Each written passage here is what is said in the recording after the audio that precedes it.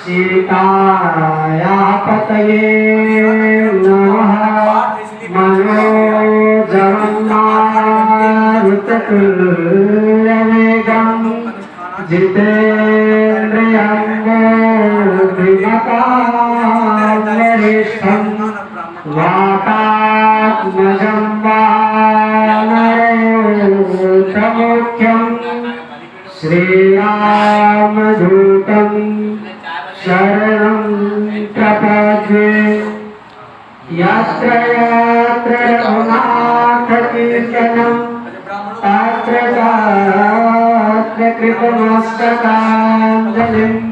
बाष्पवारि परिपूर्णलोचनं मारुतिं नमत राक्षसान्तकम् लोकाभिरामम्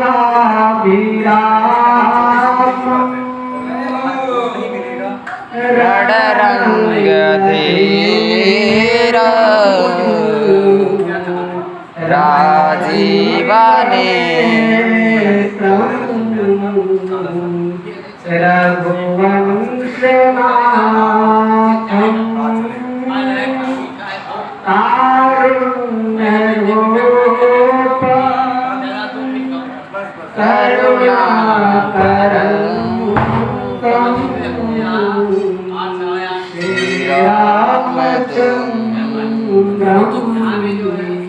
शरणं प्रपद्ये कर्पूरगारं करुणावतारं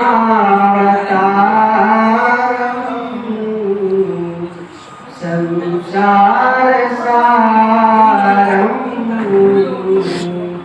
भुजगेन्द्रहारं सदा वसन्तं हृदयारविन्दे भवं भवामि सहितं नमामि भवं भवामि सहितं नमामि। श्री सीतारामचंद्राभ्यां नमः। श्री हनुमते नमः।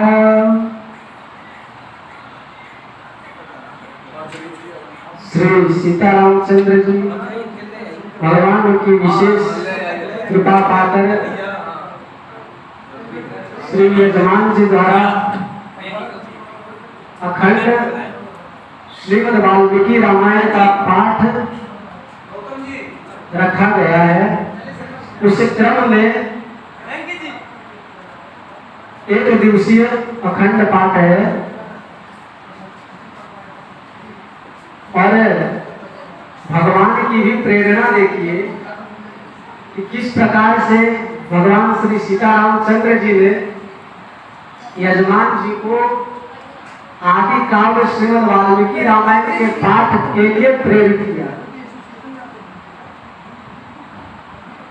श्रीमद् वाल्मीकि रामायण में आता है पुराण जितान पापान महात्म्य में स्कंद पुराण में वर्णित है पुराण जितान पापानि नाशमायन्ति यस्य वै रामायणे महाप्रीतिस्तस्य वै भवति ध्रुवम्।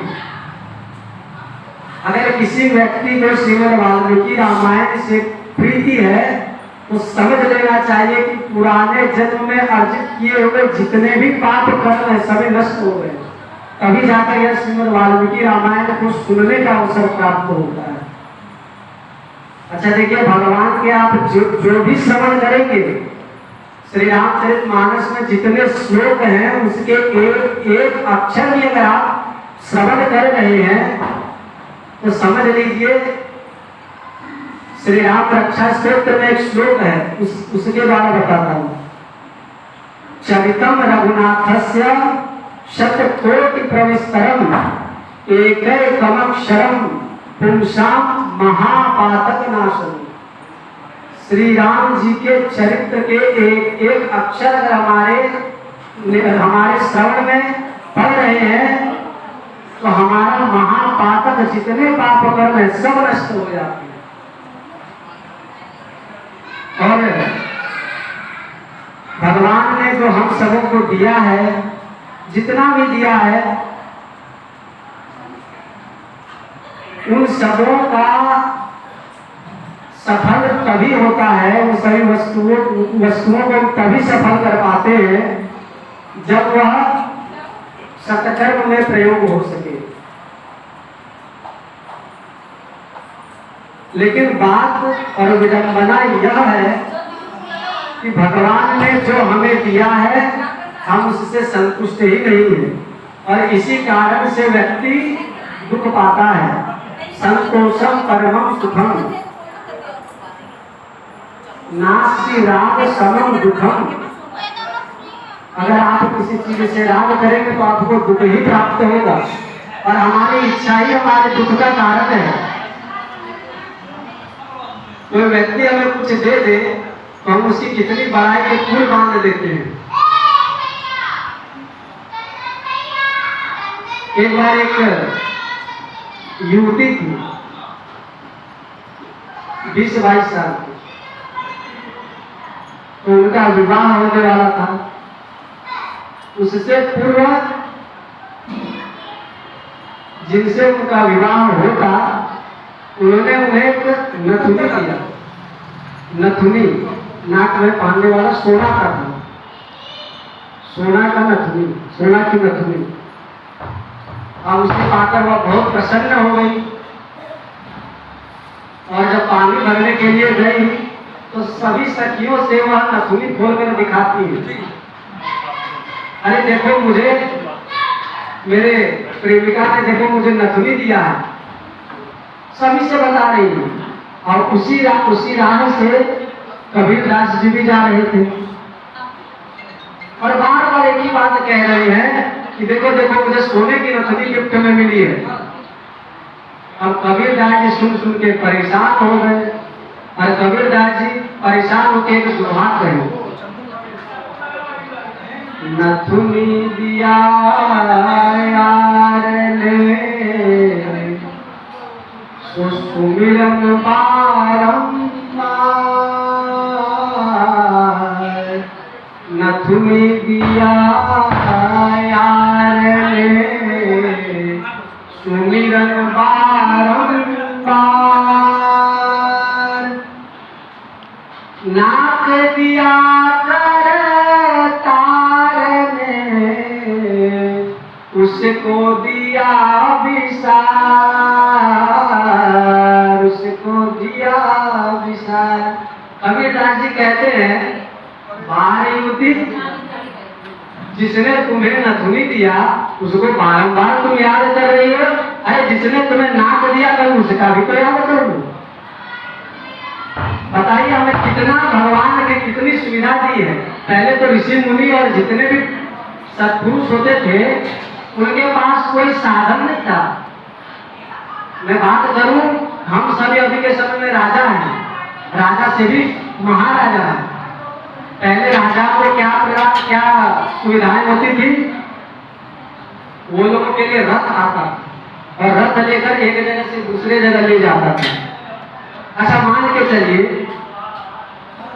उस राजा को अयोध्या से आज यहाँ आना होता तो रथ कितने देर में लेके आता, नहीं कहा जा सकता। करीब 6-7 घंटा और ज्यादा लग जाए तो लग जाए। और अभी के समय में देखिए, मुझे कल निमंत्रण मिला, आज 5 बजे तैयार होकर वहां से लगभग जितने बजे बैठा 2 घंटा में यहाँ आ गया। कितना सुंदर सुविधाएं हम लोगों के पास है, और सिर्फ वाहन की नहीं, हर चीजों की व्यवस्था आप लोगों के पास है। लेकिन हम भगवान ने हमें जो दिया है उससे संतुष्ट नहीं है। एक बार एक महात्मा को घमंड हो गया, अरे मैं बहुत तपस्वी हूँ, मेरे जितना तपस्या कोई कर ही नहीं सकता है, मैंने जितना तपस्या किया है तो भगवान एक बार प्रकट हो गए और ऐसा ठीक है बाबा आप मांगो, वरदान मांगो, आपने बहुत तप किया। महात्मा जी कहते हैं मैं वरदान मांगूंगा, अरे मैंने कितना तप किया है तुम्हें पता है? और मुझसे कहते हो बताओ ना वो। अरे मेरे तप का प्रभाव तुम नहीं जानते। यही ज्ञान का एक विडंबना है कि ज्ञान अभिमान देके चला जाता है। जितने भी ज्ञानी हुए अभिमानी हुए, इसी कारण से उनका पतन हो जाता है। तो महात्मा जी बड़े अभिमान के सहित कहे कि मैं क्यों मानो वरदान, अरे मैंने बहुत तप किए हैं। तो भगवान कहे अच्छा ठीक है। अब भगवान सोचे ये तो मेरा भक्त है और इसे समझाना मेरी जिम्मेवारी है, इसे समझाऊं। अगले दिन महात्मा तपस्या कर रहे थे और भगवान ने ऐसा संयोग बनाया कि जो जितने भी वहां के वातावरण थे सभी को इस प्रकार से बना दिया, ना वहां कोई जल की व्यवस्था और एकदम गर्म ग्रीष्म ऋतु से भी तेज गर्मी पड़ने लगी वहां। महात्मा जी उठे, उन्हें प्यास लगी। अब प्यास के तलाश में उन्होंने भागना शुरू किए। और देखिए विनाश काले विपरीत बुद्धि, जब विनाश आता है तो बुद्धि घूम जाती है। महात्मा जी की भी बुद्धि घूम गई और भगवान ही लीला कर रहे हैं। कुछ समय बाद भगवान एक लोटा लेकर वहां से पार हो गए। भगवान एक लोटा लेकर वहां से पार हो रहे होते हैं। तो महात्मा जी देखते हैं, कह रहे उसमें तो जल है, काश हमें यहाँ जल मिल जाता, मेरी प्यास बुझ जाती। अब जल की कीमत वह जानता है जिसे प्यास लगी। जिसका पेट भरा हुआ भोजन की कीमत क्या जानेगा? पेट भर जाने के बाद व्यक्ति रसमलाई तक फेंक देते हैं। तो महात्मा जी भी बड़े प्यासे अब जल मांगने लगे। उनसे कहते हैं पंडित जी ऐसा कीजिए, मैं आपको अपने पुण्य कर्म का 1/4 भाग दे देता हूँ, आप मुझे एक लोटा जल दे दीजिए। बहुत प्यास लगी थी, मरता क्या न करता है, बहुत प्यास लगी थी। कहे कि मैं अपने सत्कर्म का 1/4 भाग आपको देता हूँ, आप एक लोटा पानी मुझे दे दीजिए। पंडित जी कहे ऐसे थोड़ी बोला, इतना सस्ता पानी नहीं है। अच्छा देखिए ये पंडित जी भगवान है, लीला कर रहे हैं। अब क्या कहते हैं महात्मा जी, पुनः कहते हैं कि अच्छा ठीक है, मैं आपको अपने पुण्य कर्म का 1/2 हिस्सा दे देता हूँ, मतलब आधा पुण्य कर्म आपको मैं दे दे रहा हूँ, आप बस एक लोटा जल मुझे दे दीजिए। पंडित जी फिर कहे ना, जल तो नहीं मिलेगा। और परेशान हो गए महात्मा जी। परेशान होकर महात्मा जी ने कहा अच्छा ठीक है, आप मेरा सर्व पुण्य कर्म ले लो, बस एक लोटा जल दे दो। तो पंडित जी अपने प्रकट भगवान के रूप में आ गए और महात्मा जी से कहने लगे, महात्मा जी आपको अपने पुण्य कर्म पर कितना अभिमान था, आज आप देख लो आपके पुण्य कर्म 1 लोटे जल के बराबर है। आप पूरे अपने पुण्य कर्म के बदले मात्र 1 लोटे जल मांग रहे हो। अब सोचो मैं आपका हिसाब लेना शुरू करूं तो आपने कितने लोटे जल से स्नान किए होंगे अभी तक? इस पृथ्वी में रोज घूमते हो, इसे कौन खर्चा लेगा? आजकल बिजली खर्चा सरकार ले रही, पानी की खर्चा, ये खर्चा कौन देगा?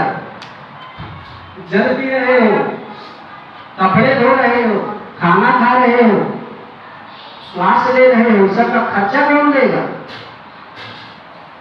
तो कहने का भाव यह है कि भगवान ने जो हमें दिया है बहुत, भगवान से यही हमें कहना चाहिए, मुझे तूने मालिक बहुत कुछ दिया है, मुझे तूने मालिक बहुत कुछ शुक्रिया है, तेरा शुक्रिया है, तेरा शुक्रिया है, तेरा शुक्रिया है, तेरा शुक्रिया है।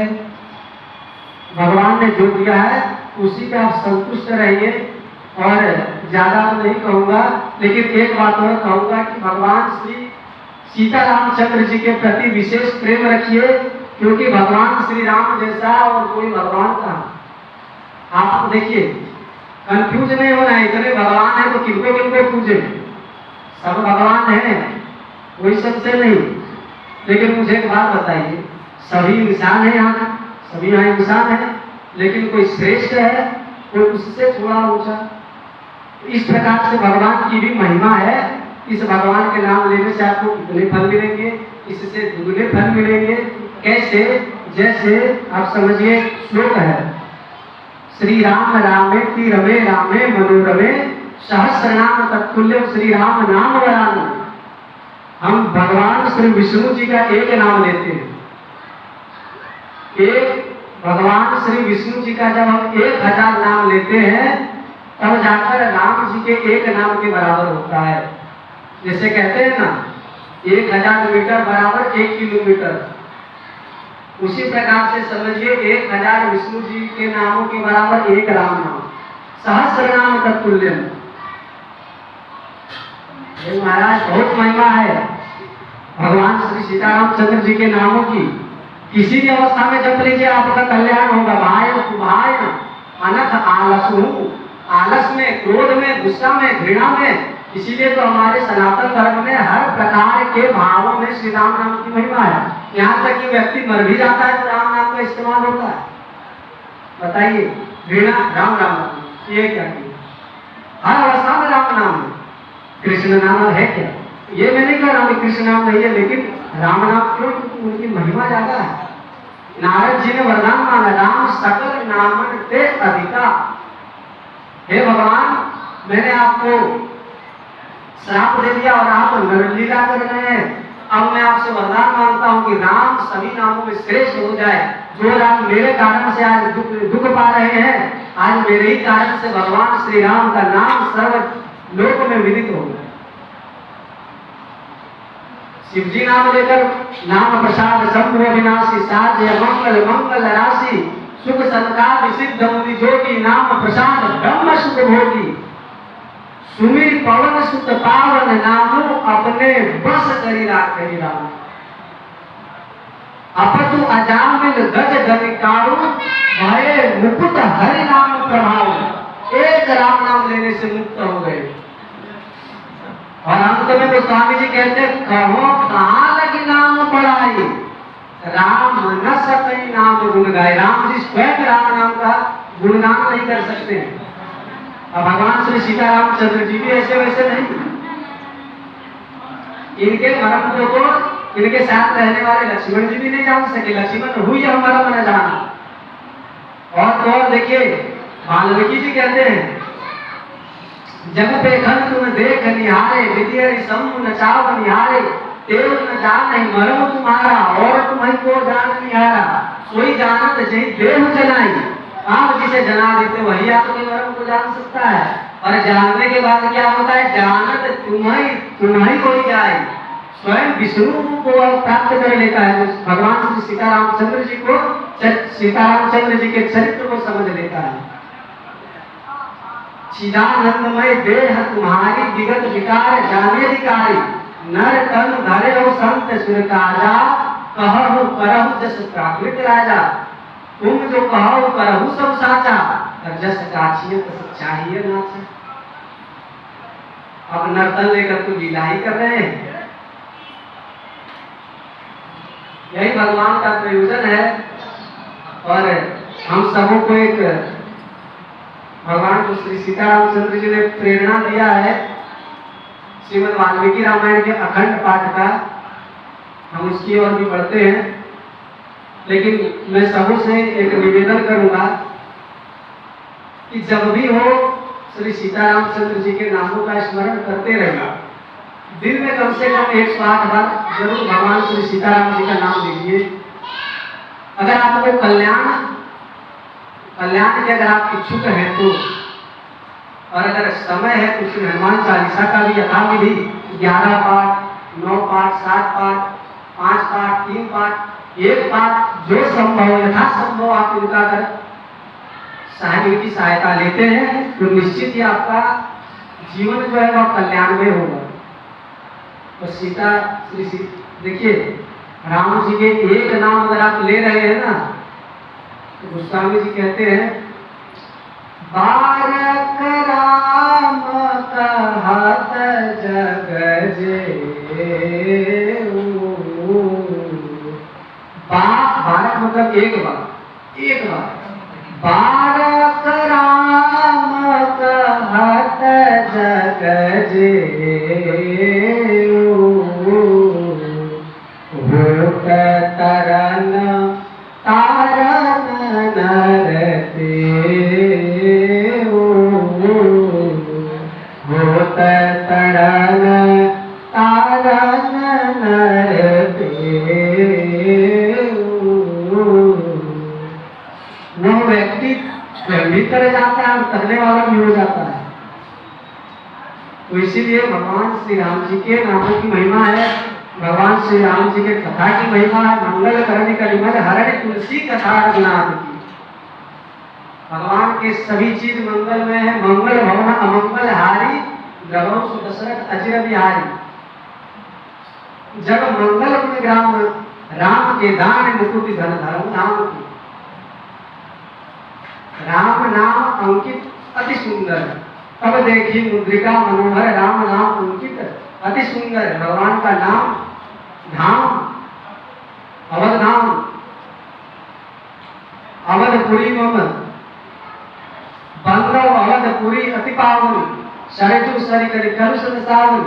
जा मज्जनते बिनहि प्रयासा मम समीप नर पावहि वासा। अवध धाम की भी महिमा। अयोध्या पुरी मस्तके। सभी तीर्थों में अयोध्या की विशेष महिमा है। कोटि कल्प काशी बसे मथुरा कल्प हजार। एक निमिष सरयू बसे कुले न तुलसीदास। सरयू जी में आप जोर देकर श्री राम जी का मंगलकारी है। भगवान श्री सीताराम चंद्र जी का चरित्र, इनका धाम, इनका नाम, आप किसी चीज की भी सहायता ले आप कर जाइएगा। प्रेम से बोले श्री सीतारामचंद्र भगवान की जय। श्री हनुमान जी महाराज की जय। श्री शंकर भगवान की जय। जय जय श्री सीताराम। जय जय श्री राधेश्याम।